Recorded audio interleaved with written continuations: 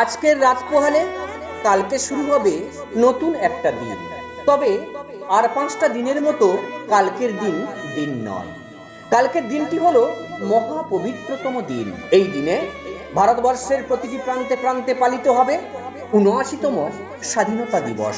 শুধু তাই নয়, ওই দিন পরস্পরের প্রতি স্বাধীনতা দিবসের শুভেচ্ছা বার্তা প্রেরণ করবে। তাই তো কিভাবে তারা এই জাতীয়তাবোধ এবং দেশপ্রেম জাগরিত করবে সে সম্পর্কিত কয়েকটা শুভেচ্ছা বার্তা তোমাদের সম্মুখে উপস্থাপন করব। স্বাধীনতা দিবস মানেই স্বাধীন সত্তার দিন। নিজেকে, দেশকে ও নিজের জাতিকে স্বাধীনভাবে চেনার দিন। 15ই আগস্টের উদযাপন তাই সকলের কাছেই বিশেষ। এই দিনটিকে আরো সুন্দর করে তুলুন প্রিয়জনদের স্বাধীনতা দিবসের শুভেচ্ছা জানিয়ে। কিন্তু কি শুভেচ্ছা জানাবেন তা আমি তোমাদের সামনে তুলে ধরছি।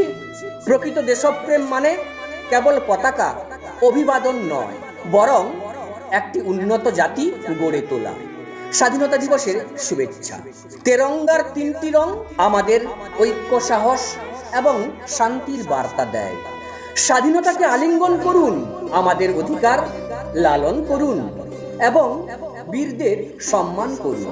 আসুন আমরা এই দিনটিতে আমাদের স্বাধীনতা সংগ্রামীদের আত্মত্যাগের প্রতি কৃতজ্ঞতা প্রকাশ করি, যারা আমাদের উজ্জ্বল ভবিষ্যৎ সম্ভব করে তুলেছিলেন। আমাদের স্বাধীনতার জন্য যারা লড়াই করেছিলেন তাদের বীরত্ব কখনো ভুলবেন না।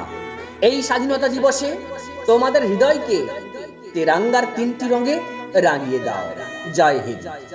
সেই শহীদদের প্রতি শ্রদ্ধাঞ্জলি যাদের কারণে আজ আমরা স্বাধীন।